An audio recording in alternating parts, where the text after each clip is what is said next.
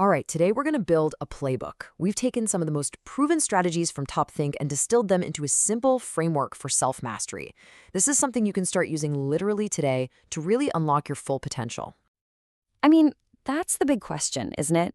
Whether you're trying to learn something new, handle a tricky social situation, or just walk into a room with more confidence, it can all feel, well, pretty overwhelming. But what if I told you it could be broken down into a clear three-part system? Everything, and I mean everything, starts right here, inside your head. Before you can make any real change in the world around you, you need the sharpest tools in your mental toolkit. This is all about how you learn, how you remember things, and how you get past those mental blocks that hold us all back. But look, having a sharp mind isn't enough if you can't actually use it. And that brings us to the second pillar, power. Now, don't get the wrong idea, this isn't about controlling people. It's about understanding the subtle dance of human interaction. It's knowing how to make your point stick, how to gain a bit of leverage, and how to navigate pretty much any social situation with a cool head.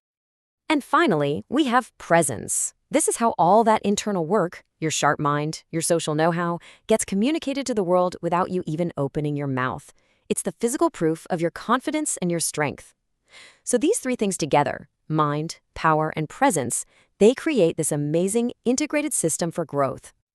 So let's start with that first pillar, your mind. To build anything that lasts, you need a rock-solid foundation.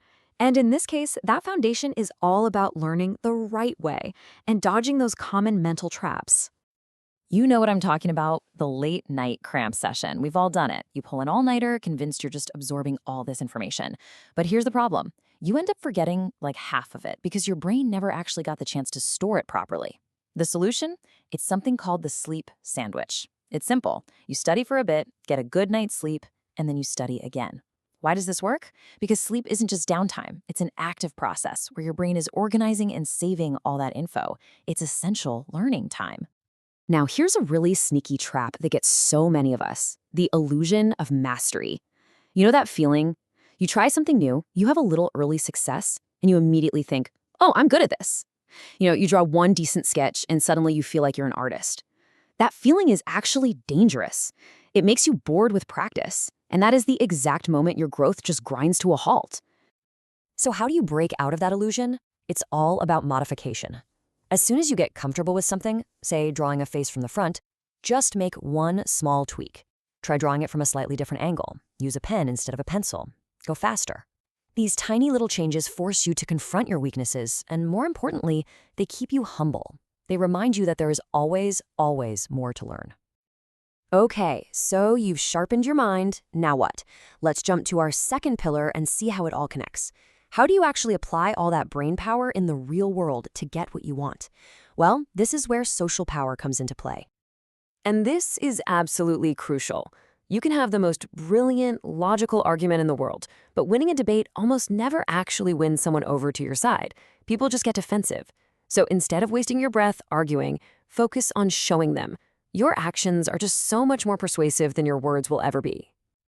A really key part of social power is being super careful about what you reveal and when you reveal it. If you walk into a situation and immediately show how much you want something, you've just handed all the power over to the other person. You basically lose all your leverage before the game even starts. The car salesman scenario is just the perfect example of this. So imagine you're on the lot and you see it, the perfect car. If you gush about how much you love it, you know what happens, right? The price isn't going down. You just gave away all your power. But what if you act kind of indifferent, a little nonchalant? All of a sudden, the entire dynamic shifts. Now the salesman has to work to convince you, and that often means lowering the price. By hiding your true feelings, you stay in control. All right, we've talked about the mind and how to apply it. Now for that final piece of the puzzle, presence. This is all about how your internal world, your smarts, your social savvy, is physically projected to everyone around you. Now, this might sound like it's just about looks, but there's some really interesting science here. Turns out, certain physical features like a defined jawline can be powerful nonverbal signals. On a deep, subconscious level, they can communicate things like strength and maturity. Now, it's not a guarantee, of course, but studies do suggest these features can influence how we project power and confidence. And back in 2011, a really fascinating study was published by the Royal Society of London that actually put this whole idea to the test.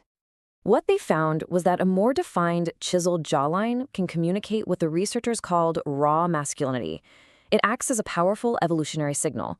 From that point of view, it's seen as a sign of good genetics, which naturally tends to attract more attention and convey a sense of authority. So the big question is, can you actually change this? Well, there's a popular technique called mewing. I know, it sounds weird, but it's really just about posture. See, most of us let our tongues rest on the bottom of our mouths. Mewing is the practice of consciously retraining your tongue to rest on the roof of your mouth. The theory is that over time, this can help your jaw grow forward, open your airways, and gradually give you a more defined jawline. And here's a super simple exercise you can do like right now.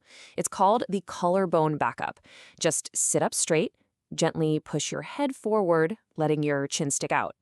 Then, gently pull your head all the way back, tucking your chin in. The key is to do it slowly and really feel those muscles at the front of your neck working.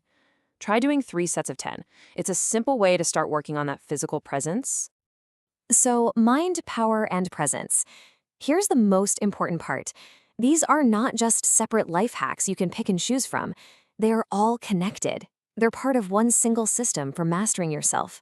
A sharp mind gives you the tools for social power, and both of those are reflected in your physical presence. So let's quickly recap the playbook. First, sharpen your mind. Ditch the cramming and use the sleep sandwich to actually learn. Second, master social power. Always remember, showing is way more powerful than telling.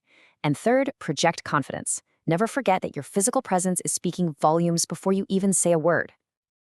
And that brings us to the final question for you.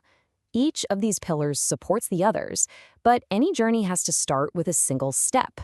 So looking at this whole framework, which area feels like the biggest opportunity for you right now? Is it your mind, your power, or your presence? Where are you going to begin?